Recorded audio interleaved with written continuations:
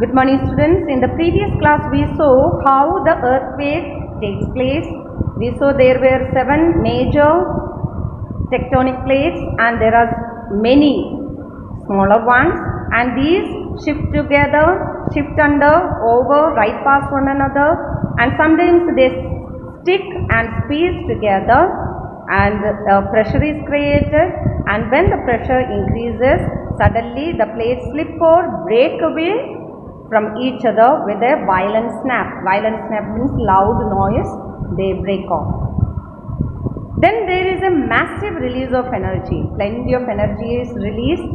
The energy in turn causes seismic waves. These energies are traveling just like the seismic waves. They turn into seismic waves which we feel as earthquakes, and they cause earthquake. And we feel an earthquake more strongly at its epicenter. Epicenter already I mentioned to you, it is a point on Earth's surface that is directly above the focus, or the point at which an earthquake originates, where the earthquake is originated. What caused the Nepal earthquakes?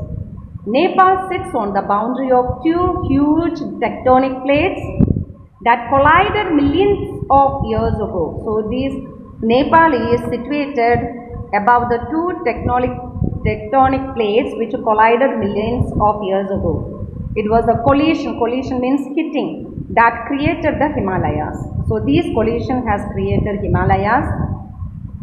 The two plates, the Indian and Eurasian plates, continue to push together. So the Nepal is situated above the Indian and Eurasian tectonic plates, and they continue to push together, moving about 2 centimeters every year. The slip between the two plates that caused the Nepal earthquake is a release of pressure that has been building up for almost a century. Century means 100. Almost 100 of years this pressure was created, and this release of energy caused the seismic waves, and we felt it as earthquake. To get a better picture of how earthquakes happen, snap your finger together. Notice how your fingers don't just rub together, they press together before the snap. So when you snap this way, so when you do that, you see they not only rub together, they press together. The noise created is sound energy, a result from your fingers snapping apart. Just this little amount of pressure causes your fingers to snap. Those who can't snap their fingers can take a pencil or a thick twig. Twig is a stick. Now hold both ends and pull downward. You will notice the pencil or the stick start to bend in the middle.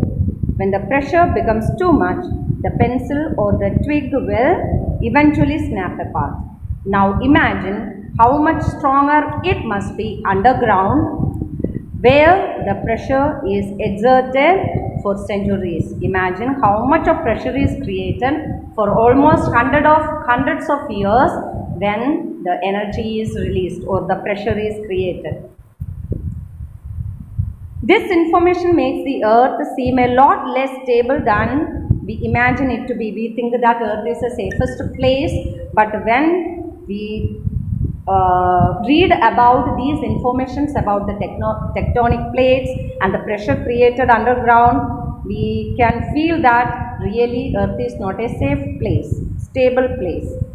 However, most seismic waves cause nothing more than a few seconds of shaking. Some of the seismic waves, they do not cause big earthquake, they only create some shaking. We don't even feel some of them.